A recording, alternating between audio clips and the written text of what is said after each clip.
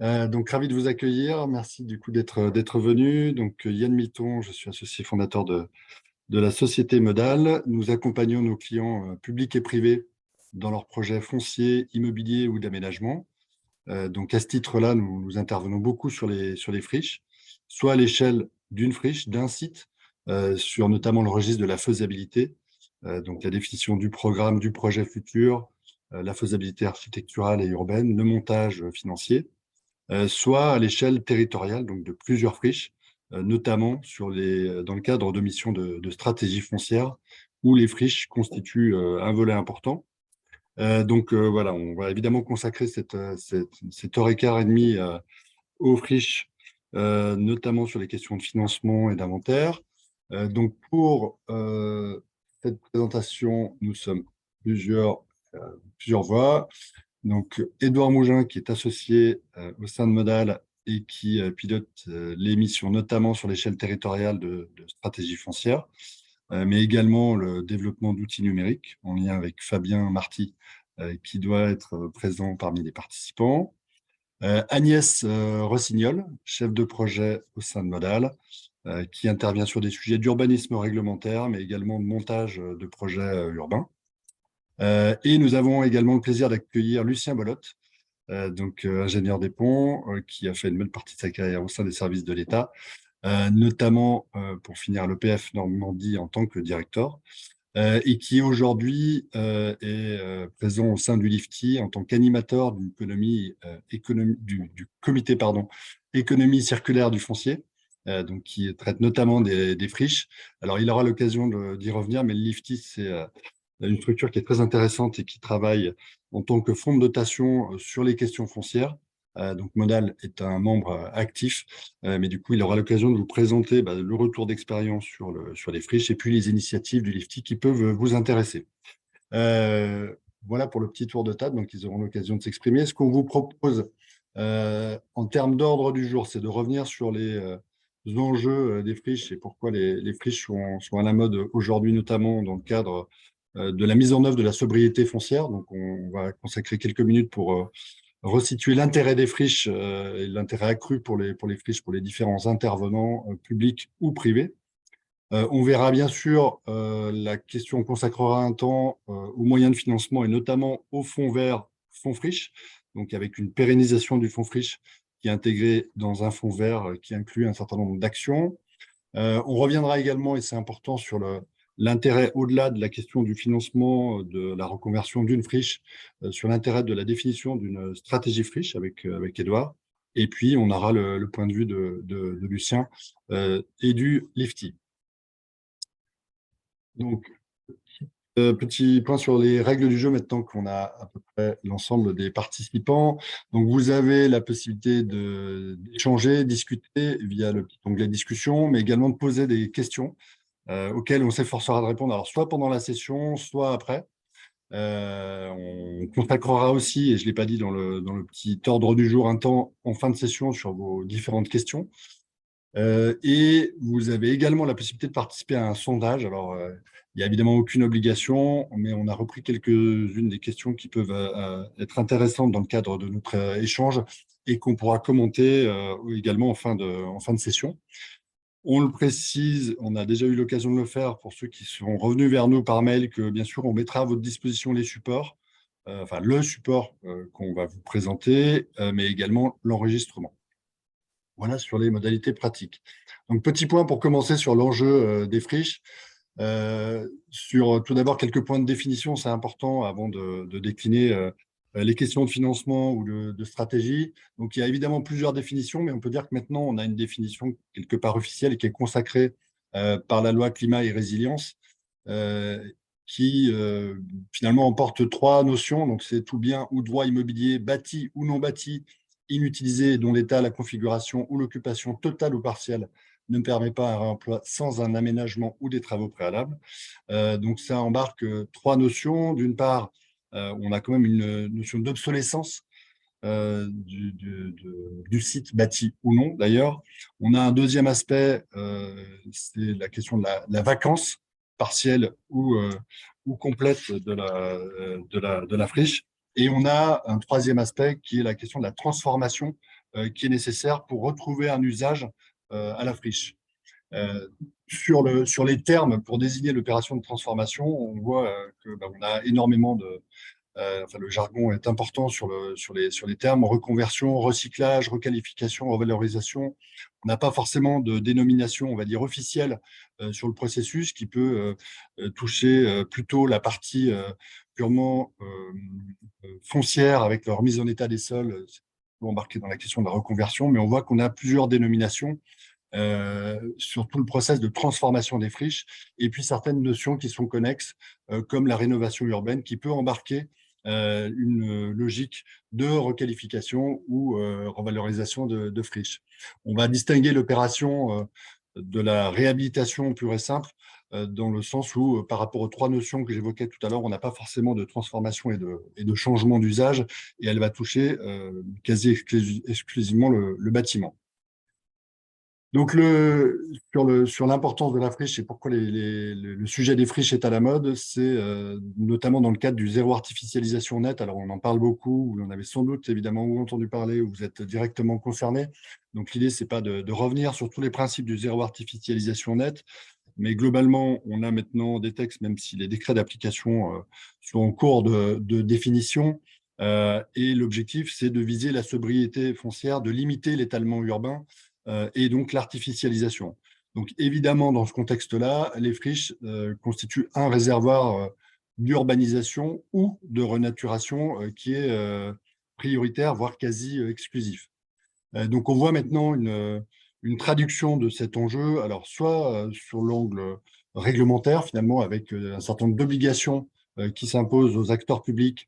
On en a cité quelques-unes sur l'Observatoire de l'habitat et du foncier qui vise à alimenter les PLH, sur un autre registre sur l'inventaire des zones d'activité économique qui embarque un volet sur l'identification des sites vacants, ou sur un registre un petit peu différent avec la RE 2020, par exemple, qui impose un bilan carbone et qui met en lumière les difficultés ou le côté pénalisant de la démolition dans un bilan carbone. Donc, et à côté de ces dispositions réglementaires qui témoignent de l'intérêt de se réapproprier les friches, on a aussi évidemment des initiatives pour constituer des inventaires. C'est le cas notamment à l'échelle des acteurs publics, mais c'est le cas aussi, on le voit, des opérateurs, promoteurs ou organismes de logement social qui, pour certains, sont de longue date présents sur les questions de reconversion de friches, mais pour d'autres, c'est un peu nouveau et on voit bien que c'est un levier important pour proposer et continuer d'avoir des logiques de développement. Donc, sur le premier point, un petit éclairage sur les particularités des friches.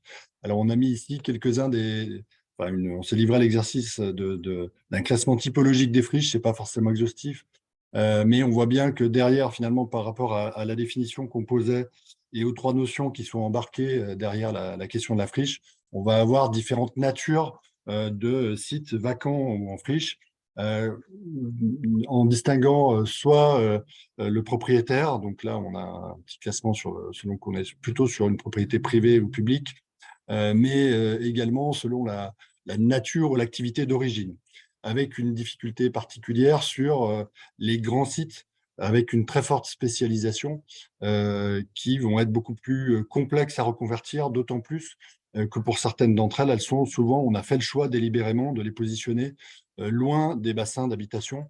C'est le cas des friches industrielles, c'est le cas des friches militaires qui bien souvent étaient éloignées des bassins de vie pour éviter les nuisances. Donc, évidemment, sur ce type de friche, on va avoir un niveau de difficulté plus important, d'autant plus si on est sur un contexte de déprise socio-économique, avec finalement un décalage entre la surface offerte et le besoin pour répondre à d'autres usages. Donc, une diversité de nature, de maîtres d'ouvrage et d'origine des friches. On vient de le dire, un défi de la reconversion qui est d'autant plus grand pour les équipements importants en surface et spécialisés. Et on peut d'ailleurs se poser aussi la question, même si ce n'est pas l'objet, de leur renouvellement dans un contexte de ZAN, puisque on évoque là, par exemple, les friches hospitalières, c'est un enjeu foncier important. Donc, dès lors qu'un établissement hospitalier devient obsolète, et qu'il faut prévoir un nouvel établissement. La question de où on va l'implanter, finalement, va aussi être une forme de défi dans le cadre du zéro artificialisation net.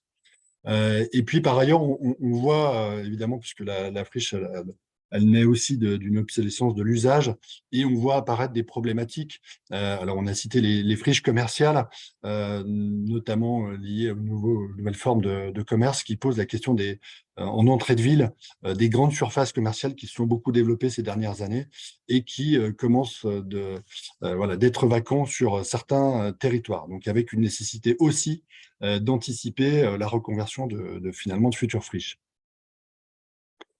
Donc, les aspects qui vont différencier une opération en friche par rapport à une opération, on va dire, un peu classique de construction neuve, même si la frontière est assez floue, alors, certains des aspects, évidemment, sont évidemment aussi à conduire sur un projet en construction neuve, mais la sensibilité n'est pas toujours la même.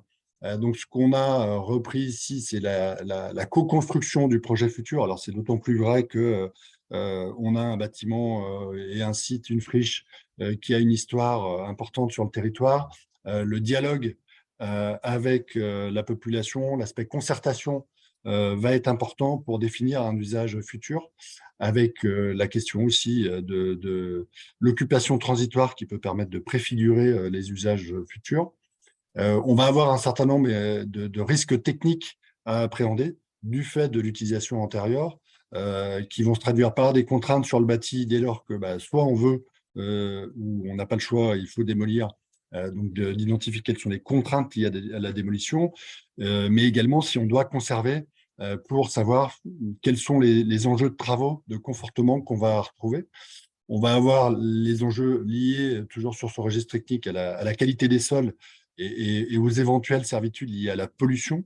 Donc ça, c'est notamment le cas sur les friches industrielles. Donc on voit que on va avoir besoin de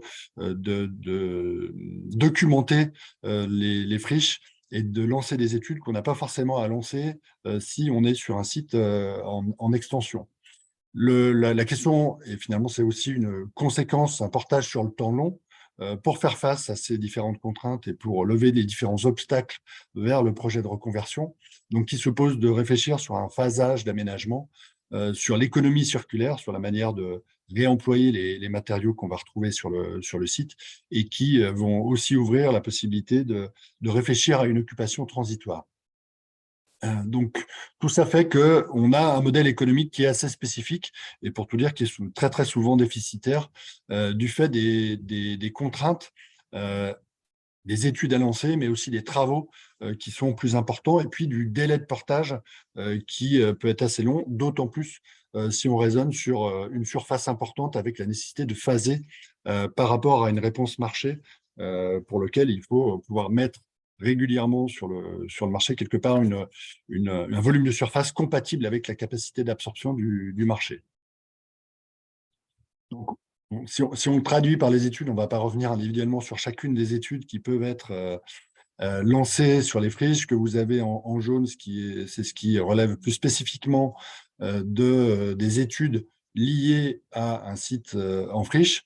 Mais on voit bien qu'on a beaucoup d'études à agencer. Donc, ça pose la question justement de l'optimisation du planning pour faire en sorte qu'on avance en temps masqué sur la levée des contraintes de différents registres qu'on a recensés ici sur la définition du projet futur, quel programme on va adopter en réponse aux caractéristiques du site, aux besoins du marché, les contraintes qui peuvent être d'ordre environnemental et qui vont être variables selon la surface de la friche, les contraintes de sol qui vont être d'autant plus fortes si on a une pollution avec la nécessité de mettre en place un plan de gestion. Et puis, on évoquait les contraintes liées au bâti qui vont imposer là aussi un certain nombre d'études. Donc, chacun dans son registre, on va vite avoir des études complémentaires à lancer. Donc, la question de l'optimisation du planning et la question et l'enjeu qu'on évoquait tout à l'heure de l'utilisation et de l'occupation transitoire, elle est déterminante à la fois pour faire en sorte que on gère au mieux ce temps long et qu'on atténue aussi la structure de coût. On n'a pas forcément beaucoup de recettes évidemment avec de l'occupation transitoire, mais au moins on minimise les coûts et on sécurise aussi l'occupation du site.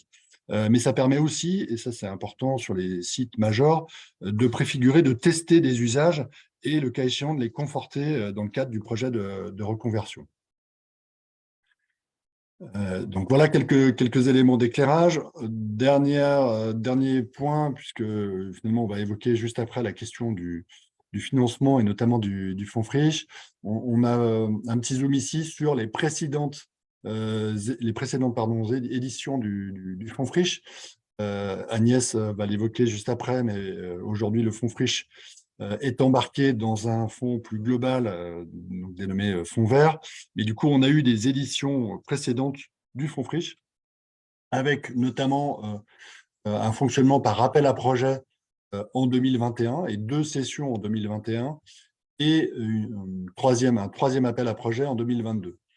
Donc, ce qu'il faut retenir, c'est que sur 2021, les financements étaient très significatifs, hein, puisqu'on a eu autour de 550 millions d'euros de financement de projets de reconversion de friches, avec un nombre de lauréats qui est à peu près de 1000 projets. En revanche, sur 2022, l'enveloppe était beaucoup plus serrée, même si elle reste intéressante, hein, mais on était à 121 millions d'euros sur l'année 2022. Donc, un resserrement des conditions de financement. On verra ce qu'il en est dans le cadre du fonds vert.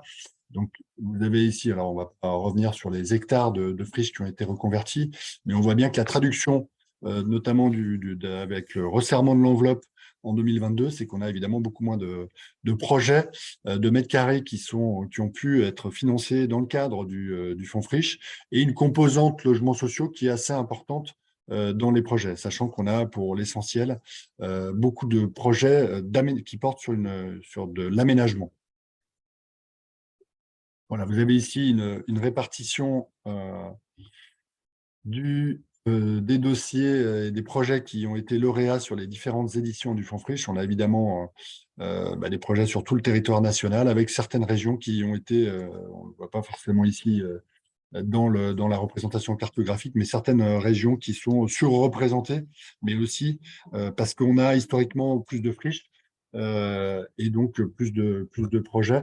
Alors, sachant qu'on avait dans ces fonds friches, et ça sera le cas normalement, mais on attend la ventilation, on a une ventilation par région de ces crédits qui sont donc à la main des préfets de région et des préfets de département.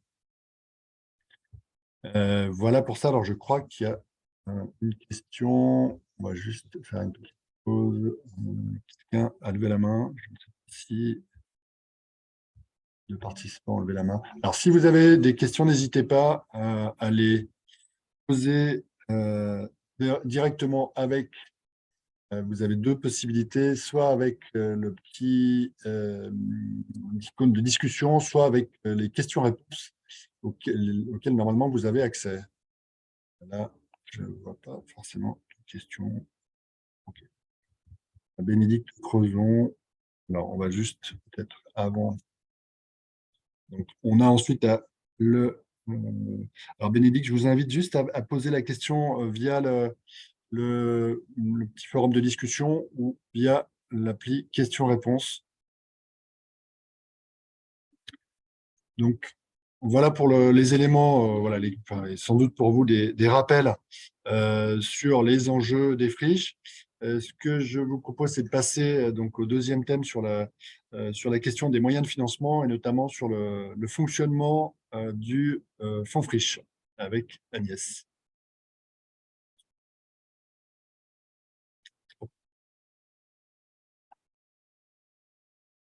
Ton micro, Agnès.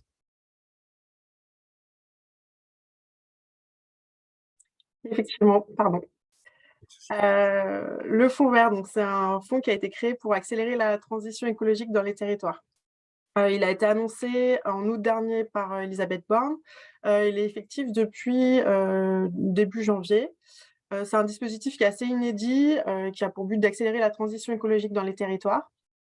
Il est inscrit dans la loi de finances 2023 et ensuite il est coordonné par la DGALN et déployé au niveau local par les préfets.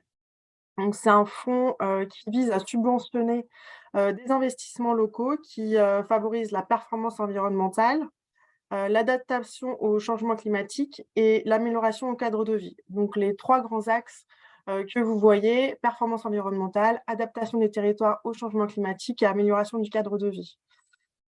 Il est destiné à financer des projets présentés essentiellement par les collectivités territoriales et leurs partenaires publics, mais pour certains axes, on va voir que certaines SEM ou entreprises privées peuvent également être éligibles. Ces 3 grands domaines sont déclinés en 13 types de mesures finançables qu'on va voir ensemble, et il y a une dotation globale de 2 milliards d'euros. Donc là, on va voir les grandes lignes, puisqu'on n'aura pas le temps de rentrer dans le détail des 13 mesures finançables. On va surtout se concentrer sur le fonds Friches. Mais si vous voulez aller plus loin dans les recherches, évidemment, vous pouvez relire un peu toute la documentation qui a été publiée. Donc, il y a une circulaire de fin décembre qui a été éditée par le ministre à destination de tous les préfets qui est disponible sur Légifrance. Et ensuite, vous avez des guides. Donc, un guide assez général à l'attention des décideurs locaux et 13 cahiers d'accompagnement pour les 13 mesures qui déclinent quels projets sont éligibles, quels porteurs de projets et quels travaux sont finançables.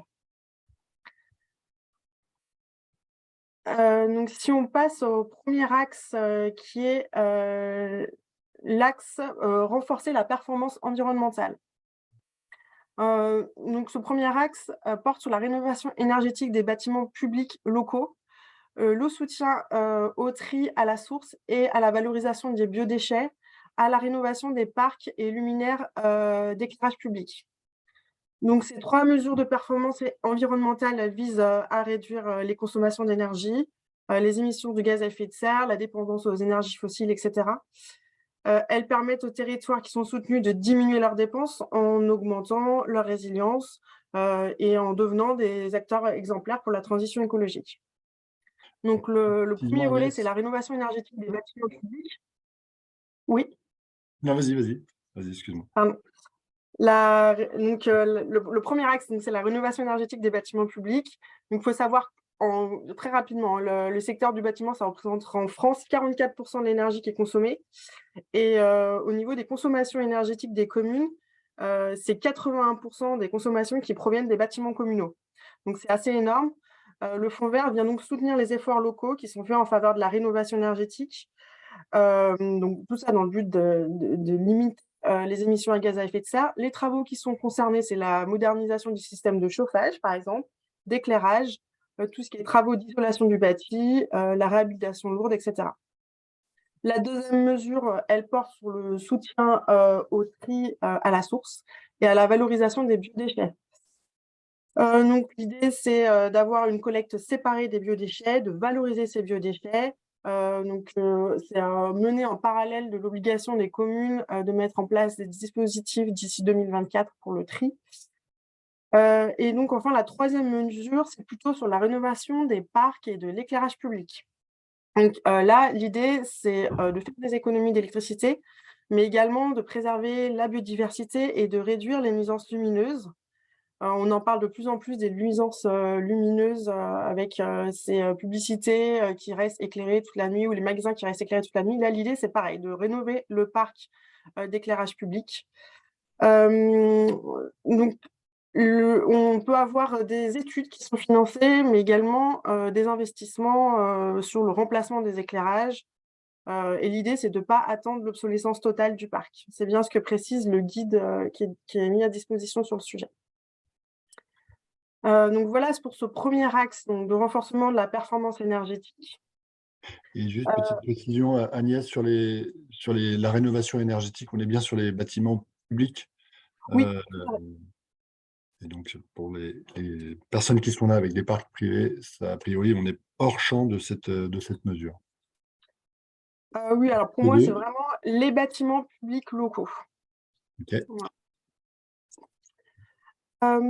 Alors, le deuxième axe s'intitule « Adapter les territoires au changement climatique ». Donc cet axe, il porte sur des mesures qui permettent de protéger les territoires, les habitants, les équipements. Il s'agit de renforcer les moyens de prévention donc pour les inondations, les risques en montagne, les dégâts qui peuvent être causés par des événements cycloniques en outre-mer, les incendies de feux de forêt. Donc il s'agit également d'accompagner, les territoires face au recul du trait de côte et enfin de renforcer la renaturation des villes pour, conserver leur habitabilité.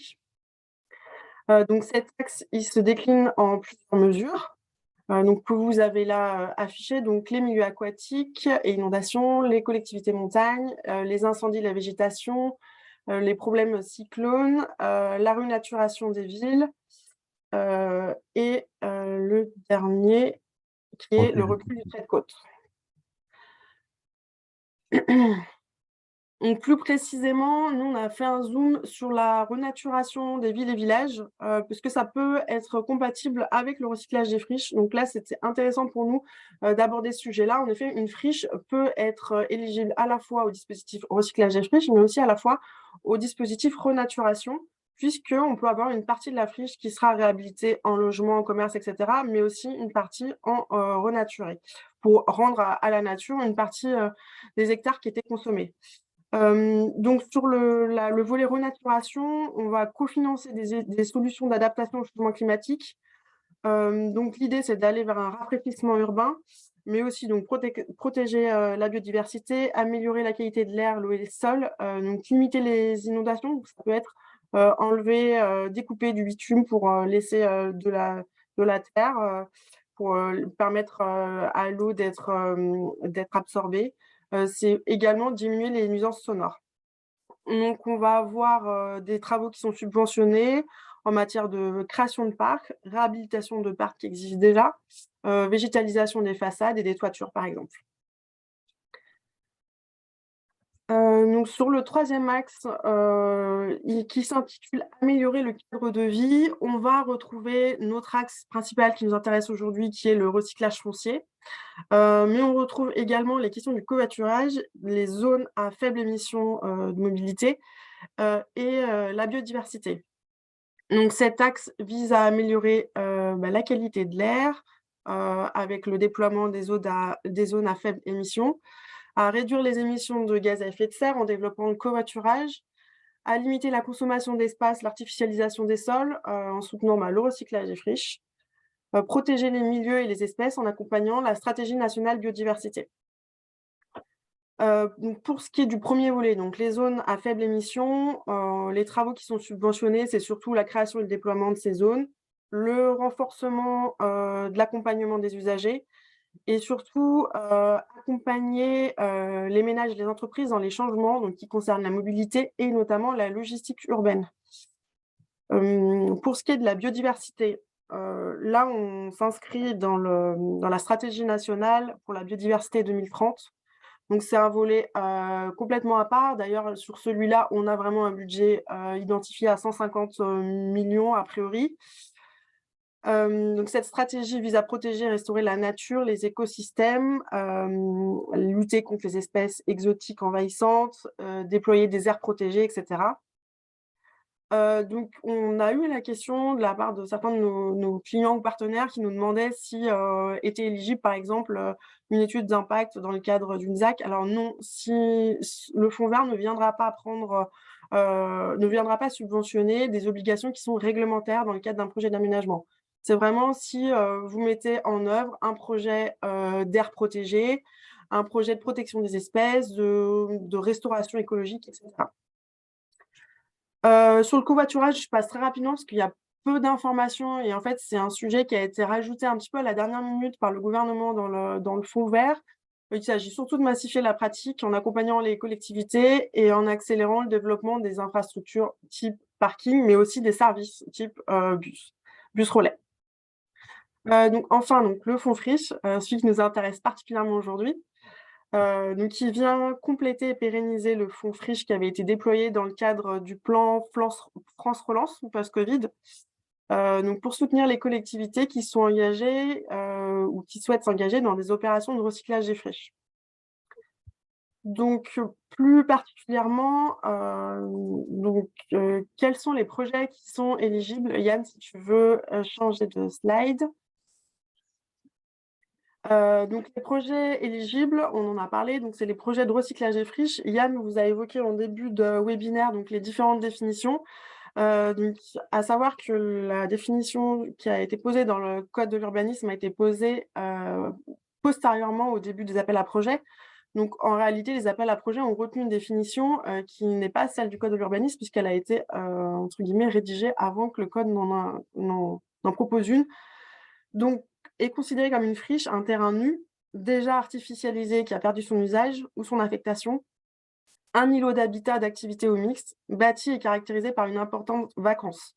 Donc il faut une action de requalification, et on doit, s'inclure, enfin être, dans le cadre d'une opération d'aménagement au titre de l'article, L 300-1 du code de l'urbanisme. Sur ce point-là, on s'aperçoit qu'en réalité, il y a un petit flottement puisque, on le verra tout à l'heure dans les bilans les bilans financiers qui sont imposés, dans le cadre de l'appel à projet pour compléter les dépenses et les recettes. On a un bilan d'aménagement, certes, mais on a également un bilan de promotion, donc un bilan immobilier. Donc là-dessus, on ne s'inscrit pas forcément d'une opération d'aménagement. Donc ce critère-là nous paraît être un petit peu, laissé de côté. Peut-être qu'au début, c'était vraiment important, notamment sur le premier appel à projet, on était vraiment dans des opérations d'aménagement. Là, ça semble plus être le cas, on semble ouvrir la porte aux opérations de promotion. Les projets doivent être suffisamment matures, donc c'est-à-dire qu'on doit avoir à minima un engagement des dépenses d'ici la fin de l'année. À noter que les dépenses pour lesquelles on demande une subvention ne doivent pas avoir été engagées avant le dépôt du dossier sur démarche simplifiée. Donc, il faut que votre projet soit suffisamment mature, mais que vous n'ayez pas encore engagé les dépenses. Il faut que les dépenses puissent être engagées sur 2023 et qu'elles soient soldées d'ici 2026. Pour déposer votre projet, il faut donc que votre projet soit, mature, qu'on connaisse la maîtrise d'ouvrage, le foncier, les conditions de maîtrise du foncier. Alors généralement, si on a la promesse ou l'acte de vente, on le met sur des marches simplifiées, en pièces jointes. On doit connaître la programmation urbaine de l'aménagement, le projet de revitalisation économique et surtout le bilan, puisqu'en fait, il faudra le compléter en ligne sur le format qui est imposé. Évidemment, il faut que le projet soit déficitaire et attention sur la question du déficit, il faut qu'il soit déficitaire une fois qu'on a pris en compte toutes les autres subventions possibles. Donc s'il y a d'autres subventions publiques à aller chercher, il faut d'abord aller les chercher avant de solliciter le fonds Switch. Juste par rapport à ce que tu viens de dire, et c'est important, Agnès, notamment sur la question de la maturité, et d'autant plus là, si on a bien vu que sur le troisième appel à projet en 2022, l'enveloppe était plus serrée, donc il y a on va dire une grosse concurrence entre projets. Si il y a trop d'incertitudes sur la concrétisation, enfin sur la nature du projet futur, sa possibilité de concrétisation avec au moins un démarrage en 2023. Pour le coup, c'est quasiment un facteur éliminatoire. Donc, il y a vraiment un intérêt à avoir réfléchi en amont sur le projet de reconversion, son mode de portage, ses conditions de réalisation et l'optimisation des financements. Donc, la maturité, comme le précisait Agnès, c'est la possibilité d'engager les premières dépenses en 2023. Mais au-delà de ça, dans l'argumentaire, c'est vraiment important de faire la démonstration que bah, les contours du projet cible sont connus. Et sur la question, le premier point, la notion d'opération d'aménagement, alors finalement, cette définition, elle est assez large, mais elle permet aussi d'exclure les seuls travaux, par exemple, de construction d'un bâtiment. Il faut englober ça sur une échelle un petit peu plus large, et on va dire que plus l'échelle est large, plus c'est un argument pour passer un peu sur le haut de la pile, même si après, il y a des critères de priorisation qui font que si l'enveloppe est trop serrée, tous les projets ne peuvent pas être financés. Alors, Avant de poursuivre, il y a des questions, notamment sur une question de Marion Fournier sur est-ce que c'est pas plutôt une délibération de la collectivité qui vote un budget et non un engagement des dépenses. On est bien sur un engagement des dépenses.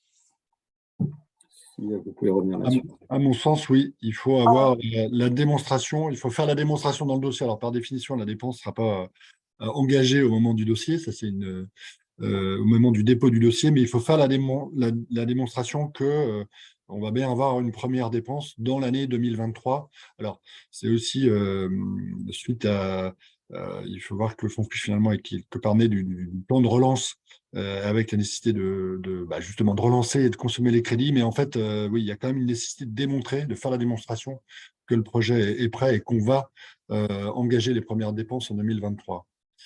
Il y a d'autres questions. J'en profite pour dire qu'on a lancé le sondage, donc n'hésitez pas à y répondre. Il y a une belle faute d'orthographe sur la première question. On vous laisse le soin de la retrouver et j'en assume la responsabilité. Il y a alors juste sur les questions qui Ouais. Je vois une question sur la répartition publique-privée. Est-ce qu'elle sera améliorée? On n'a pas d'informations là-dessus. En revanche, il est clairement indiqué que les privés sont éligibles au fonds vert. Mais c'est vrai que la tendance, il faut être clair aussi, on va dire que les privés ne sont pas exclus, mais il faut un soutien très fort de la collectivité et l'ouverture finalement et les acteurs privés étaient plutôt bien représentés sur le premier appel à projet. C'était déjà moins le cas en 2022 et on voit bien que dans les critères, même si les acteurs privés ne sont pas exclus, on a quand même un fléchage assez clair pour les structures privées ou les opérateurs privés qui sont très clairement soutenus par les collectivités. Alors, on va essayer. Est-ce qu'il y a une autre question à laquelle on peut répondre comme ça? En cours de préparation, qui ont des avant-projets en 2024-2025. Alors, a priori, le fonds vert a vocation à pérenniser du coup le fonds riche. Donc, on n'a pas d'informations, mais a priori, il serait bien question que ce soit renouvelé chaque année. Et une question complémentaire, le fonds vert se substitue-t-il au fonds friche? C'est plutôt l'inverse, le fonds friche fait partie du fonds vert, mais avec effectivement une pérennisation de ce qui avait au départ un caractère exceptionnel. Alors, on va essayer de répondre peut-être au fur et à mesure. Du coup, Pareil, donc il y a une question sur les dépenses. Si on passe sur la slide suivante, normalement, j'ai répondu à cette question. Donc, sur les dépenses éligibles, ça ne change pas par rapport aux précédentes éditions de l'appel à projet. On peut se faire subventionner donc, des dépenses d'études, d'acquisition foncière, tout ce qui est travaux de démolition, déconstruction, dépollution, réhabilitation de bâtiments, et tout ce qui est travaux de restauration écologique des sols lors du projet d'aménagement. Il faut qu'il y ait un minimum de financement de la part du porteur de projet, donc ce minimum, il est fixé à 20%. Les porteurs de projets éligibles, donc on en a déjà un tout petit peu parlé, mais on a évidemment donc, les collectivités, les intercommunalités, etc., les établissements publics locaux, les aménageurs, donc tout ce qui est EPA, SEM, SPL, les OFS et les bailleurs sociaux, et ensuite donc, les entreprises privées, sous réserve d'apporter l'accord et le soutien de la collectivité compétente en matière d'urbanisme. Donc attention, cet accord il porte sur la programmation, mais également sur le bilan financier qu'il faudra communiquer. Ensuite, donc, il y a une hiérarchisation des projets, à savoir que d'expérience, lorsqu'on a déposé un projet, il est rare d'avoir un retour de la part du service instructeur sur les raisons qui font qu'il est retenu ou non retenu et sur les raisons qui font que telle dépense va être subventionnée ou pas. Donc, il y a des critères, mais on s'aperçoit qu'ils ne sont pas toujours respectés ou qu'on ne sait pas exactement comment ils sont jugés. Donc, la priorité est donnée aux projets qui s'inscrivent dans des programmes tels que Action Cœur de Ville, Petite Ville de demain, tout ce qui est quartier prioritaire de la ville, les projets de NPNRU. On a aussi, on n'a pas mis la liste exhaustive, mais il y a territoire d'industrie, tout ce qui est opération de revitalisation du territoire, etc. Et il faut qu'on ait des projets qui soient vraiment exemplaires d'un point de vue environnemental, donc avec une démarche d'aménagement durable, donc tout ce qui est labellisation écoquartier, HQE, aménagement, etc. Il faut une exemplarité des projets qui sont subventionnés. et l'autre élément, c'est aussi, comme on le disait, plus l'enveloppe est serrée, parce finalement, il y a trop de candidats par rapport à l'enveloppe. C'est le cas du retour d'expérience 2022. Donc, même si, évidemment, il y a des critères, une priorisation, au final, tout le monde ne peut pas être servi, même si plusieurs dossiers, potentiellement, pourraient rentrer dans les clous et être éligibles.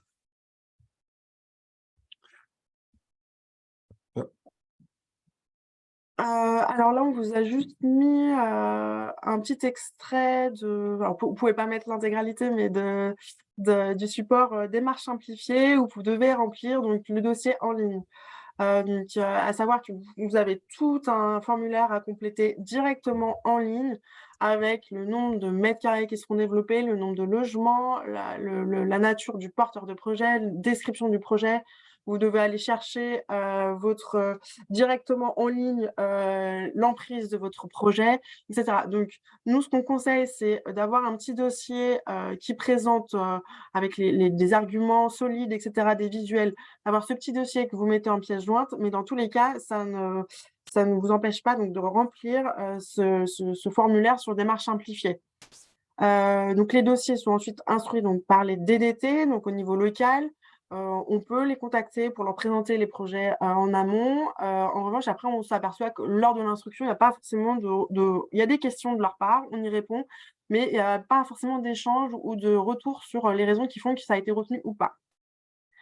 Le montant de la subvention, il est déterminé en fonction de la fragilité socio-économique du territoire. Donc là-dessus, on va parler surtout de tout ce qui est taux de chômage, taux de vacances des logements, la démographie, etc. Les contraintes opérationnelles du projet, donc là, il y a le volet environnement, j'en ai parlé, mais il y a également la dureté foncière, par exemple, s'il y a des contraintes spécifiques liées, par exemple, à un PPRI ou des choses comme ça, et l'exemplarité du projet. Le dossier, donc, au niveau du contenu, il y a surtout le formulaire en ligne sur démarche simplifiée. Vous avez le bilan financier. Donc, sur la slide suivante, je vous ai mis un petit modèle. Donc, vous avez un bilan financier à compléter. Ce bilan, il peut être promoteur ou aménagement. Et il y a également un modèle de bilan pour la renaturation. Il y a différents courriers à apporter, notamment le courrier de soutien de la part de la collectivité et un RIB, ainsi qu'un tableau qui indique les subventions que vous avez déjà perçues pour s'assurer que vous êtes conforme vis-à-vis des aides d'État.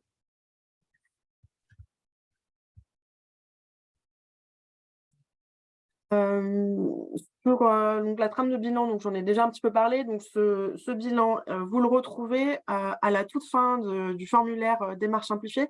À la toute fin, vous avez différents modèles, donc des modèles de courrier, des modèles d'attestation, etc. Et vous avez ce modèle de bilan donc, qui comporte plusieurs onglets, dont cet onglet-là qui est l'exemple du bilan immobilier. C'est celui-ci qu'on a retenu pour vous présenter, dans la mesure où ce n'est pas un bilan aménagement, c'est ce qu'on disait. Vous avez la possibilité d'introduire des dépenses de construction et vous avez la possibilité de mettre des recettes locatives notamment, ce qui peut être intéressant pour les bailleurs sociaux. Pour répondre à certaines des questions, je vois sur le fil, hein. Donc le bilan, il est complet, soit dans une perspective aménageur, soit dans une perspective bilan promotion. Alors, on disait tout à l'heure qu'on est plutôt dans le cadre d'opérations qui sont financées dès lors qu'elles répondent aux critères d'opération d'aménagement. Néanmoins, on a la possibilité de travailler sur un bilan promoteur avec des dépenses qui vont finalement concerner l'aménagement autour de l'immeuble à construire. On ne lisait pas sur les seules dépenses de construction. Donc, pour répondre à certaines des questions qu'on a vues sur le fil, si on est sur le bilan promoteur, par exemple, les travaux de construction peuvent être intégrés et sont pris en compte dans le calcul du déficit. Simplement, ce ne sont pas, enfin voilà, comme on le disait tout à l'heure, il ne faut pas que ce soit les seules dépenses. Autre point de précision par rapport à ce modèle de bilan, puisqu'il y a pas mal de questions qui portent sur ces aspects. Donc, on va renseigner le bilan complet de l'opération, y compris l'acquisition, mais si l'acquisition a déjà été faite, elle n'est pas finançable au titre du fonds friche. Elle va juste servir à calculer, elle va être prise en compte dans le calcul du déficit, mais en revanche, elle ne pourra pas être financée dans le cadre du fonds friche si la dépense a déjà été réalisée. Et en termes de subventions, là aussi, il y a quelques questions sur le fil, soit de discussion, soit de questions-réponses. L'idée du fonds friche, c'est de venir compléter les financeurs classiques d'opérations. Donc, il faut là aussi faire la démonstration qu'on est allé chercher l'ensemble des subventions possibles auprès des partenaires. Le fonds friche n'a pas vocation à finalement supplanter tous les financeurs classiques d'opérations d'aménagement ou de promotion. Il vient en quelque sorte en dernier recours et avec une exigence pour le porteur de projet de mobiliser, comme le disait Agnès tout à l'heure, au moins 20% de fonds propres sur l'opération. Donc là, les modèles, tu le disais, Agnès, ils sont disponibles en ligne. Ils ne sont peut-être pas très faciles à lire comme ça, mais on vous les diffusera dans le support et vous y avez évidemment accès directement sur les formulaires en ligne. Ensuite, quelques différences par rapport aux anciennes éditions de l'appel à projet recyclage des friches. Alors, très très peu de différences. En réalité, c'est l'appel à projet qu'on a connu ces 2 dernières années qui est pérennisé dans le fonds vert. Les quelques différences, c'est que notamment, on aura une fongibilité des enveloppes entre les axes d'intervention. On n'a pas une enveloppe dédiée au fonds friche. On va le voir, on a épluché la loi de finances. C'est pas encore très clair. Autre différence notable, c'est que c'est une instruction au fil de l'eau. A priori, on n'aura plus de date butoir comme c'était le cas avant, avec des éditions qui doivent se terminer à telle date. Et ensuite, on a des précisions sur les plafonds de subvention. Donc, effectivement, et on a, alors sur la question des dates, il y a effectivement plus de dates butoirs, ce qui était le cas sur les autres éditions des fonds friches. Quelque part, ça soulage un peu tout le monde parce qu'il y avait le rush des derniers jours pour finaliser, boucler, déposer le dossier. Mais néanmoins, ce qu'on peut penser, c'est qu'il y a quand même intérêt à le faire relativement tôt dans l'année parce que les crédits sont pas illimités. Donc, plus de dates butoirs, pas forcément d'instructions au fil de l'eau. Et on peut penser que chaque DDT qui va recevoir le dossier ne va pas immédiatement l'instruire, mais quand même un intérêt d'aller de se pencher rapidement sur cette question. Et là aussi, il y a des précisions sur le fil et sur le fait que les préfets de région et les régions donc, peuvent, par l'intermédiaire des préfets de région, peuvent apporter des précisions par rapport au règlement là qu'on énonce ici sur le contenu des dossiers ou sur les finalités. Hein. Donc là, on a aujourd'hui le cadrage national qui est assez précis, mais effectivement, chaque préfet de région va pouvoir déterminer des règles un petit peu plus précises sous réserve qu'elles soient compatibles avec le règlement national. Alors tout à fait. Le fonds vert, la date de début, c'est début janvier. En réalité, les règles du jeu au niveau national, elles ont été fixées fin janvier avec la communication des différents cahiers d'accompagnement. Et ensuite, effectivement, chaque préfet a la possibilité de préciser les choses. Simplement, ça n'a pas été le cas dans toutes les régions. Ah, on nous dit qu'en région Aura, il y a une date butoir qui a été indiquée. Ok, intéressant. Merci. Vous avez la date, n'hésitez pas à l'indiquer à tout le monde. Merci, c'est Mario Gaucher. Merci pour l'info. Alors, sur l'enveloppe, là, on a un beau tableau de chiffres. Et par rapport à ce que disait Agnès tout à l'heure, on retrouve bien les 3 axes. Là, on est sur le projet de loi de finances 2023. Donc, les 1,5 milliard d'autorisation d'engagement, auxquels s'ajoutent 500 millions complémentaires qui sont fléchés pour la biodiversité. Il y a pas mal de flou pour être clair sur l'enveloppe exacte qu'on va retrouver pour le fonds friche, sachant qu'on a plusieurs axes à travers de l'enveloppe qui est estimée ici. On a a priori plutôt une enveloppe qui est de l'ordre de 100 millions d'euros ou qui est assez proche de celle qu'on avait sur l'édition 2022. Donc, c'est quand même un élément important, c'est qu'on va quand même être sur une sélectivité des dossiers assez forte. Donc, vraiment, les conditions qui ont été énoncées, elles sont importantes. Et a priori, si vous souhaitez déposer un dossier, il faut vraiment vérifier que votre dossier remplit toutes les conditions énoncées. À défaut, vous risquez d'être déçu parce que l'enveloppe, elle est quand même pas illimitée. Et on a quand même une fongibilité aussi au sein des axes, d'où aussi l'intérêt quand même d'aller relativement vite pour monter et déposer son dossier. On a remis ici les ressources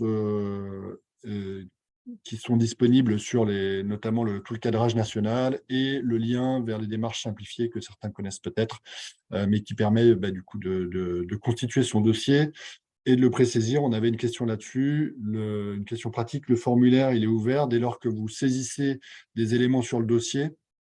Il y a une conservation des données. Hein, vous n'êtes pas obligé de saisir en une fois, mais Alors, vous tout à pouvez fait. revenir au fil de l'eau. Hein. En fait, vous créez votre compte sur démarche simplifiée. Ensuite, donc, votre projet s'ouvre en brouillon et vous pouvez y revenir autant que vous le souhaitez avant un dépôt officiel. Alors, et on a la réponse, Mario Gaucher précise, c'est le 31 mars pour le dépôt en aura. Donc, Mais moi, je viens de regarder, je vois pas. Je vois pas la date. à vérifier, mais a Ouais, priori, merci. Il y a même le lien sur le fil de conversation. super. Alors, on va essayer de répondre à quelques questions complémentaires. Ce que je vous propose, c'est d'avancer, puis on gardera de toute façon un temps pour les questions-réponses. Dernière petite chose, on n'a pas parlé ici du fonds ADEME. L'ADEME continue de financer la reconversion des friches avec un fléchage pour les friches et les sites ex-ICPE, donc installation classée, et va financer plutôt ce qui porte sur la dépollution. Donc, on n'en a pas parlé ici. Il y a évidemment aussi cette possibilité pour les sites qui sont concernés. Donc, pour avancer, ce qu'on vous propose, parce que là, on a vu la question du financement, mais par rapport à ce qu'on évoquait en introduction, c'est aussi intéressant, et d'autant plus sur des principes de priorisation, de réfléchir à une stratégie friche. Donc, c'est ce qu'on vous propose avec Edouard. Merci. Effectivement, comme on vient de le préciser, un contexte important en termes d'enjeux qui se cristallisent autour des friches, un fonds vert qui apporte des solutions de pérennisation du fonds friche sur des montants dont le dimensionnement reste encore à préciser ou à bien interroger ou à structuré dans les années à venir. Vraiment, pour nous, le constat qu'on voulait partager avec vous aujourd'hui, c'est à travers les différents exemples qu'on peut croiser sur de nombreux territoires, c'est que finalement, le coût de la reconversion des friches urbanisées est souvent bloquant et accentué en secteur détendu. Avant, on pouvait trouver un équilibre d'opération, ou en tout cas, on essayait en densifiant les projets, en essayant de trouver la charge foncière la plus adaptée, en massifiant un peu l'opération pour essayer de faire sortir les projets. On fait face par contre à une augmentation des coûts de construction, mais également des enjeux autour de la dépollution qui sont importants. Et puis finalement, a induit par le ZAN un besoin fort et renforcé d'identifier des espaces de renaturation.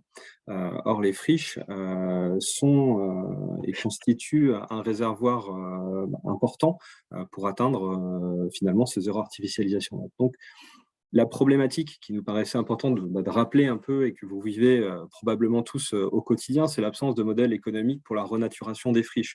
On a des pistes qui sont insuffisantes de financement. Le fonds vert, comme il vient d'être précisé, existe, est limité, en tout cas pour les acteurs, sur les montants, sur les types de subventions, sur la maturité des projets qu'il va pouvoir accompagner.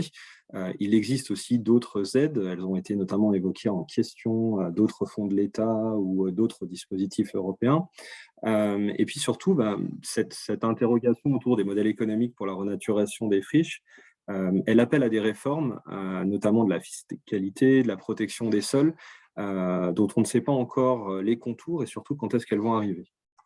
Du coup, nous, côté modal, l'approche est vraiment de se dire finalement d'élargir l'échelle. On vous a présenté des conditions de dépôt d'un dossier pour un projet pour la reconversion d'une friche. Il nous semble important finalement de dézoomer un peu sur vos territoires ou sur vos portefeuilles de friches si vous êtes investisseur ou un opérateur privé, pour vraiment définir une stratégie d'ensemble qui va pouvoir peut-être s'appuyer sur des principes de vase communicant et trouver de nouveaux équilibres, en tout cas de nouveaux modèles, en s'appuyant sur finalement non pas la reconversion d'une friche à côté d'une autre friche, mais plutôt de 2 friches en synergie, ou 3 ou 4 en fonction de vos capacités, de la taille de votre territoire. Si on passe peut-être sur la page suivante, pour nous, derrière une stratégie friche, qu'est-ce qu'on entend? C'est finalement d'avoir une vision, d'avoir des principes, des cibles, des enjeux, des objectifs et des actions attachés non pas à la reconversion d'un site, mais de plusieurs sites, dans une vision vraiment globale. Et cette stratégie, il nous paraît important qu'elle soit lisible pour les acteurs impliqués, à la fois les acteurs privés et publics, pilotés dans ce cadre-là peut-être un peu plus par les acteurs publics qui ont compétence sur leur territoire, notamment les collectivités, outillés parce qu'en fait, on se rend compte que pour monter des dossiers fonds friches, fonds verts et autres démarches de financement de la reconversion de ces friches, il y a besoin d'énormément de connaissances, d'observations. Il faut justifier des tendances de marché, il faut évidemment valider des hypothèses de coûts, de ménages qu'on peut accueillir, d'entreprises qui peuvent bénéficier de ces nouveaux espaces remis à disposition, ou même des habitants à travers des espaces verts ou renaturés. Et finalement, il faut aussi que cette stratégie friche, elle soit dynamique. De nombreuses friches, elles ne vont pas avoir les mêmes temporalités, elles vont forcément ne pas correctement s'articuler, parce que sinon ce serait trop simple, et donc vraiment reposer sur des orientations stratégiques qui évoluent, un inventaire vraiment de l'ensemble du potentiel friche sur votre territoire à actualiser, et finalement des cadres et des règles qui changent. On le voit avec la transformation sur certains aspects du fonds friche et désormais le fonds vert. Donc, en synthèse de 3 petits éléments qu'on va vous préciser par la suite, si on peut passer à la slide suivante. Pour nous, l'idée, c'est vraiment de développer une véritable stratégie d'anticipation et de chaînage. L'idée étant vraiment d'avoir une meilleure utilisation des ressources mobilisables, qu'elles soient financières, techniques et humaines. Vous retrouvez sur la droite de ce slide, finalement, la méthode qu'on développe chez Modal autour du cycle de la friche, qui passe par finalement une étape de recensement, recenser les opportunités, parce que les friches sont des opportunités, elles ne sont pas que des facteurs de coûts ou des verrues, on va dire, de nos territoires. Elles sont aussi la capacité de repenser et de rendre plus durables nos territoires. Donc vraiment une approche de recensement qui nous paraît importante, une approche de qualification. Il existe de nombreuses données en open data, mais aussi des données que vous pouvez avoir à vos dispositions qui permettent de mieux comprendre le fonctionnement et les opportunités autour de ces friches. Et puis surtout, travailler à cette hiérarchisation, cette scénarisation et le pilotage de la reconversion de ces sites dans une vision transversale pour vraiment définir cette logique de stratégie d'anticipation et de chaînage. Quand j'aurai reconverti une friche, qu'est-ce que ça va pouvoir me libérer comme ressources pour pouvoir réinvestir la suivante, et peut-être aussi penser des montages gagnant-gagnant, en se disant qu'il y a des friches plus compliquées que d'autres à reconvertir et qu'on peut faire des paquets ou des allotissements qui permettraient de sortir de l'ornière certains sites parce qu'ils sont couplés avec d'autres. Donc peut-être simplement pour illustrer sur cette approche, nous on a développé un outil qui s'appelle GeoFriche, qui est une application web qui vraiment facilite la partie reconquête des friches. Et donc on part vraiment du recensement où on accompagne de nombreux territoires sur l'inventaire le plus exhaustif que possible et son actualisation dynamique. Et cet outil est évidemment compatible avec le géostandard Friche sur lequel Lucien Bolotte reviendra tout à l'heure, un des travaux qu'on a pu mener notamment avec le LIFTI, le CRMA et l'ensemble des membres de ce groupe de travail, ainsi que la plateforme de diffusion de cartes friches, parce qu'on se rend compte que de nombreux territoires disposent déjà de données locales sur les friches, qui a très souvent un besoin d'actualisation ou de complément au regard de la définition qui n'a cessé d'évoluer entre une friche d'activité, les grands terrains que tout le monde a en tête pour la notion de friche, et puis finalement la petite station essence ou le petit atelier de peinture en cœur urbain qui peut vraiment faire varier ce périmètre d'analyse. Et puis, pour ne pas prendre beaucoup plus de temps, un exemple de démarche sur la page suivante pour vous montrer un peu que cette stratégie friche, il nous paraît important vraiment de l'outiller parce que les dossiers, les données sont nombreuses. Nous, côté Modal, on propose des méthodes de pré-identification des sites en friche sur l'ensemble du territoire à travers un algorithme qu'on a développé. On a développé des outils de qualification, parce que comme je le disais, finalement, identifier les friches, les prioriser, savoir lesquelles sont finançables à court terme et quelles sont celles qui sont plutôt mobilisables à moyen ou long terme. Il faut de la qualification de manière collaborative avec une grande diversité d'acteurs, donc une plateforme centralisée et permettant de partager l'information entre les différents acteurs, c'est possible et nous on le propose, et vraiment de contextualiser ces approches de qualification avec de l'open data qui est importante et qui permet de bien comprendre finalement comment élaborer un inventaire collaboratif et facilement actualisable, parce que cette stratégie dont je vous parle depuis quelques minutes, elle ne peut être que dynamique. Les sites en friche, il y en a qui disparaissent parce qu'ils sont traités, et puis il y en a d'autres qui apparaissent parce que des entreprises sont en difficulté ou parce que les propriétaires décident d'activer ces sites et de pouvoir les remettre sur le marché ou en tout cas contribuer à des politiques publiques qui peuvent être à la fois de renouvellement urbain, mais également de renaturation et d'autres cas. Voilà, donc en synthèse, qu'on voulait vous dire, et qui nous paraissait important de mettre en parallèle les différentes démarches qui existent actuellement de réponse au fonds friche, c'est effectivement une opportunité, mais qu'il faut aussi avoir cette approche beaucoup plus large de l'ensemble des sites qui peuvent faire l'objet d'une reconversion et de sortie opérationnelle. Et ça permet d'illustrer aussi ce qu'on évoquait tout à l'heure, puisque évidemment, le sujet des friches, il est, comme on disait, à la mode avec les enjeux de sobriété foncière. Mais il ne faut pas qu'on entretienne le mythe de dire qu'on peut tout faire et tout accueillir sur les friches. On a parfois un décalage entre le potentiel d'une friche et le besoin du territoire. Donc, il y a l'enjeu au travers de cet outil GeoFriche qu'on développe. Après, il y a évidemment aussi d'autres applications qui sont disponibles, mais on ne peut que vous conseiller GeoFriche. Mais l'enjeu, c'est effectivement d'objectiver, de connaître les sites, et on s'aperçoit que souvent, il y a un déficit de connaissance du potentiel friche à l'échelle d'un territoire donné. Et sans cette objectivation, il est difficile évidemment de faire des projections. Et quand on est à l'échelle d'un site, d'une friche, on évoquait le temps long de la reconversion. C'est parfois depuis 10, 15, 20 ou même parfois plus longtemps qu'on a une friche sur un territoire avec des études qui ont été faites.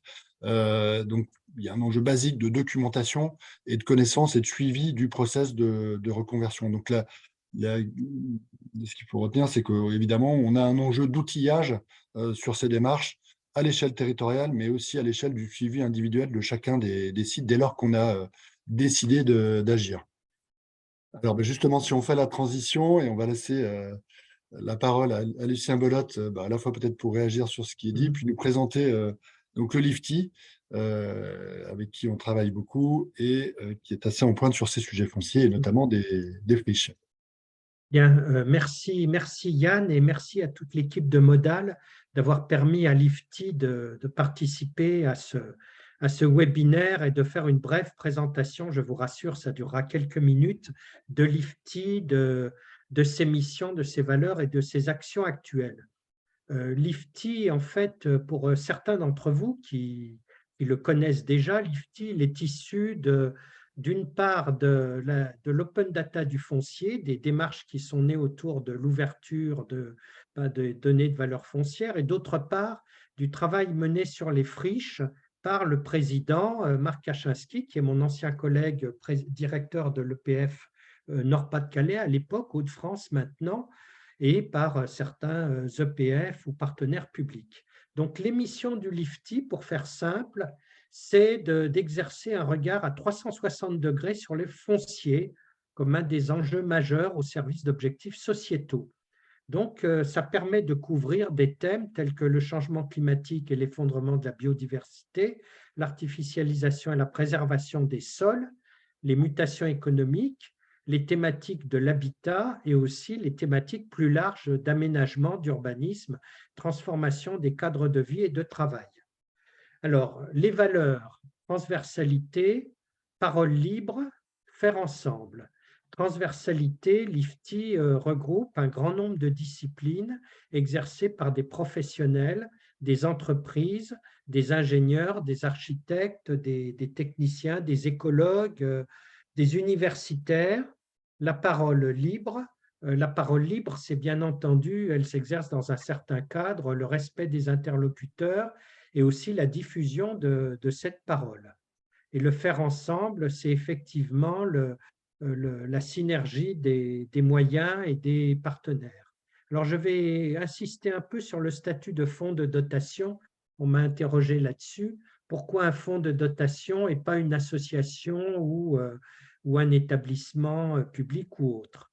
Derrière l'IFTI, avant l'IFTI, vous avez pu entendre parler de l'association d'études foncières, au sein de laquelle exerçaient des universitaires spécialistes, des EPF, des collectivités, et du groupe national DVF, qui a accompagné la publication des données DVF. Donc, avant de créer l'IFTI, je précise que l'IFTI a été créé fin 2016, c'est-à-dire il y a maintenant plus de 6 ans. On a fait le tour des différents statuts possibles et dans la mesure où nous souhaitions être indépendants des pouvoirs publics, car notre statut de fonds de dotation nous interdit de toucher des subventions publiques, nous avons retenu ce statut qui n'est peu différent de celui de fondation, mais qui, par rapport au statut de fondation, permet de mener quelques actions opérationnelles. Les actions opérationnelles, c'est des financements d'études, des soutiens à des travaux d'expertise et de recherche. Ça peut être une réponse à un appel CIF ou des actions menées avec des partenaires publics. Donc, dans l'ADN de l'IFTI, il y a l'appel aux expertises et compétences de toutes origines, publiques et privées, donc un certain nombre de partenaires, d'entreprises, de bureaux d'études. Et à nouveau, merci à Modal, à Yann et son équipe de nous accompagner. Parmi les partenaires publics, on peut citer le CEREMA, l'ADEME, qui est incontournable, mais aussi l'Agence nationale de cohésion des territoires, et puis un partenaire bien particulier qui nous soutient, qui est la Banque des territoires. Vous retrouverez d'ailleurs notamment les représentants des collectivités, des partenaires que vous connaissez. Donc, on va regarder maintenant rapidement l'organisation de l'IFTI. Donc, à partir de ces préoccupations prioritaires, on a créé des comités, organisé la data du foncier, développement de l'open data, l'économie circulaire du foncier, la stratégie foncière des territoires et aussi faire évoluer le droit car des juristes spécialistes d'environnement et d'immobilier nous accompagnent et participent directement à l'IFTI. Et nous avons créé aussi des clubs d'entreprise, notamment autour des thématiques organiser la data du foncier et économie circulaire du foncier.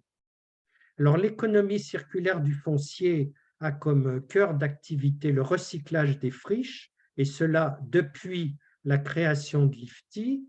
Ce qu'on peut dire actuellement, c'est que nous avons produit un guide friche qui a été publié en novembre 2022.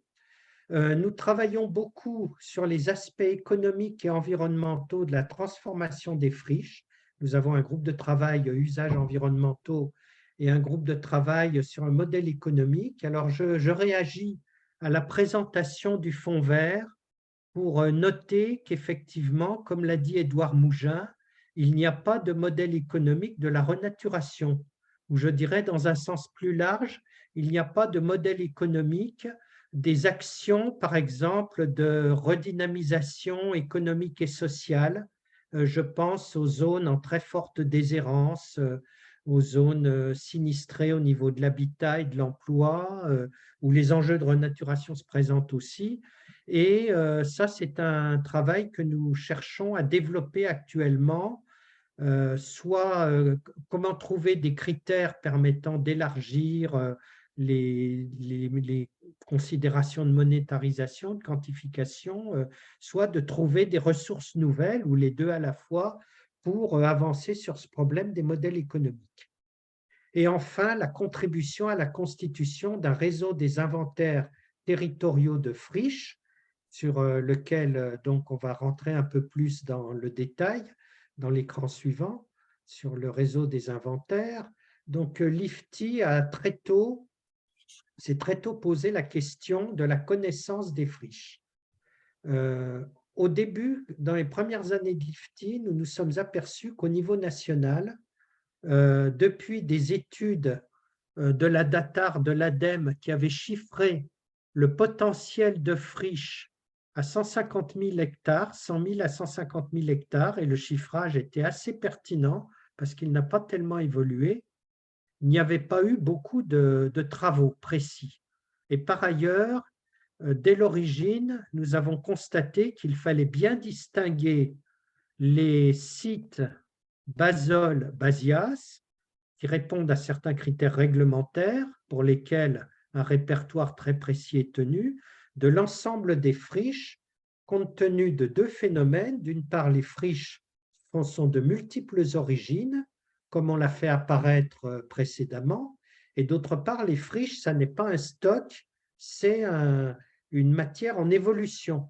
Les friches disparaissent quand elles sont traitées, mais les friches se créent actuellement. Il peut y avoir apparition de friches de toutes sortes. Donc, nous avons fait un état des lieux, nous avons fait travailler des étudiants d'une école d'ingénieurs qui a fait apparaître la diversité des maîtres d'ouvrage d'inventaires locaux, puisqu'il y a eu des pionniers des inventaires parmi les collectivités, les agences d'urbanisme, aussi quelquefois par les services de l'État. Ces inventaires étaient plus nombreux dans les zones confrontées à des problématiques de friches industrielles, telles que dans les régions Hauts-de-France, Lorraine ou Normandie. Je sais qu'il y a un représentant de l'EPF Normandie qui connaît bien le sujet. Et nous sommes réjouis d'apporter à la réflexion menée par les pouvoirs publics ces travaux qui d'ailleurs ont donné lieu à présentation dans un groupe de travail de la ministre Emmanuelle Wargon en 2019-2020, ce qui était à l'origine de la création de Cartofriche. Et nous nous réjouissons bien sûr d'avoir vu apparaître Cartofriche. Si on peut revenir, Yann, 2 minutes sur l'écran précédent. Voilà. Donc, nous avons, en partenariat avec le CEREMA, l'ADEME, l'ANCT, la Banque des territoires et des grandes associations de collectivités, notamment l'AMF, les intercommunalités de France, nous avons lancé un travail de caractérisation, d'ailleurs aussi en constatant que Cartofriche ne recensait pas au niveau local toutes les friches. Il y a des trous dans la raquette et ne permettait peut-être pas une dynamique locale de suivi de l'évolution des friches.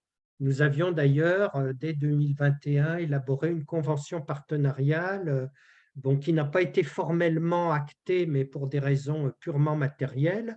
Mais en tout cas, ce travail a permis au CEREMA de lancer l'initiative de saisir le CNIJ et de travailler sur un standard géographique CNIJ. Les travaux ont commencé à la mi-2022 et le standard a été approuvé le 19 janvier 2023. Le CEREMA et le CNIJ nous ont fait remarquer d'ailleurs la cheville ouvrière, les gens qui faisaient la cheville ouvrière du CNIJ au CEREMA nous ont fait remarquer que ces travaux, grâce au concours de toutes celles et tous ceux qui ont été participés, c'était des travaux ouverts comme des travaux de normalisation, permis d'avoir un standard publié rapidement. Donc, où en sommes-nous maintenant? Donc, c'est le dernier écran. Donc, dans le prolongement de la validation du standard CNIJ, le CNIJ a décidé de créer un GT aménagement. D'abord, pour prendre en compte l'objectif obligatoire de constituer un inventaire pour la date anniversaire de publication de la loi Climat et Résilience, un inventaire des zones d'activité économique. Ce sera un sous-groupe de ce GT aménagement. Et pour faire vivre le standard friche et pour aussi développer les problèmes la question des problématiques d'emménagement en lien notamment avec les objectifs du ZAN. L'IFTI, dans ce cadre, s'attachera particulièrement à développer, faire vivre le réseau des inventaires territoriaux de friches avec votre soutien, avec le soutien de Modal. Et je citais les associations de collectivités, mais je pourrais associer aussi la Fédération nationale des agences d'urbanisme, la Fédération nationale des SCOT.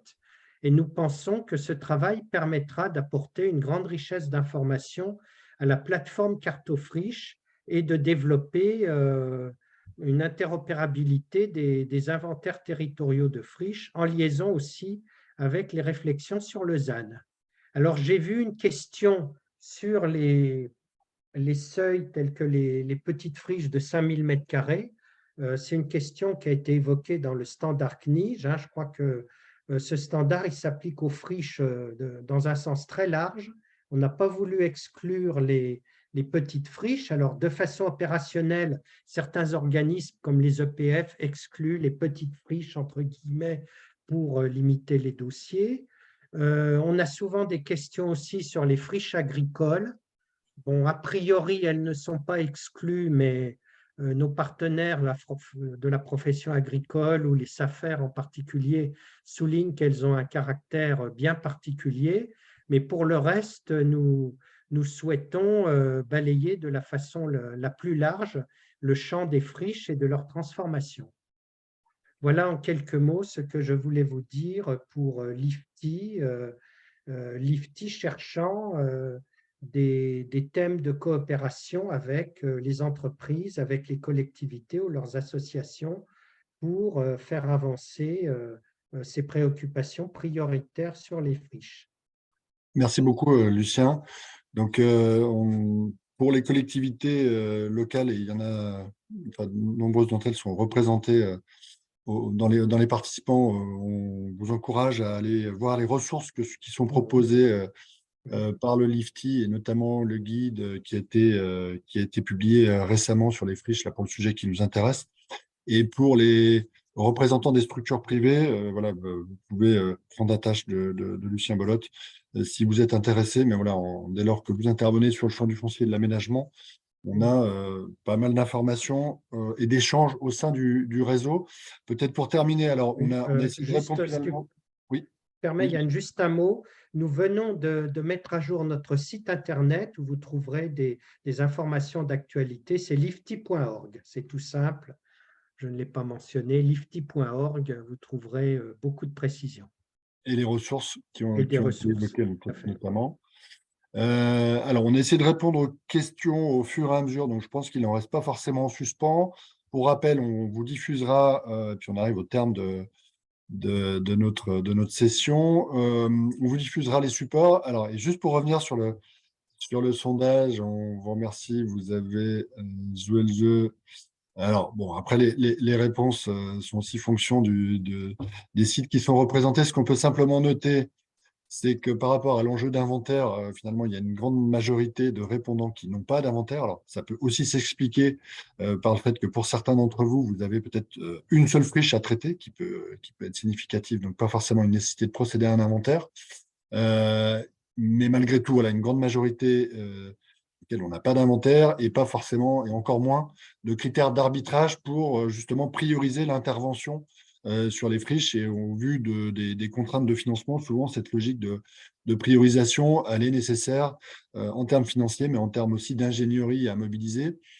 Ce qu'on peut noter aussi, bon, assez naturellement, les contraintes de financement de déficit sont les plus pénalisantes, mais pour 55% des répondants, on a des contraintes de pollution. Donc, par rapport à ce qu'on disait tout à l'heure, et là, on n'en a pas parlé puisque ce n'était pas l'objet, mais il y a la case financement ADEME qui peut évidemment être jouée de manière même préférentielle pour financer la seule brique de la dépollution. Et dernière petite chose qu'on peut souligner, bon, sur les pratiques qui ont été mises en œuvre, l'économie circulaire dans la majorité des cas, mais il y a aussi les obligations réglementaires quelque part hein, qui font que naturellement on met en œuvre ce type de dispositions. Ce qu'on peut noter, c'est qu'on a près d'un tiers des sites là, sur lesquels vous avez répondu qui ont fait l'objet d'une occupation transitoire. Et c'est aussi ce que nous, on constate, c'est que cette logique d'occupation transitoire elle était vraiment réservée aux très très gros sites et pour ceux sur lesquels la durée de reconversion était très longue, mais de plus en plus, elle est adoptée sur des sites de moindre envergure, mais c'est aussi la preuve qu'on a des acteurs qui se structurent et qu'on y voit un intérêt pour préfigurer, tester aussi la question des usages futurs. C'est au-delà de on a un site vide, on va essayer de l'occuper. C'est souvent une manière de vérifier que les pistes programmatiques qu'on propose, elles ont un débouché, un intérêt, et donc de préparer aussi la suite. Voilà pour ça. Je vous propose qu'on s'arrête parce qu'on a débordé un peu sur le temps. On vous remercie beaucoup d'avoir été nombreux pour ce webinaire. Et puis, n'hésitez pas, alors on vous envoie ces éléments, et n'hésitez pas à revenir vers nous si vous avez des questions ou si vous souhaitez des points d'éclairage.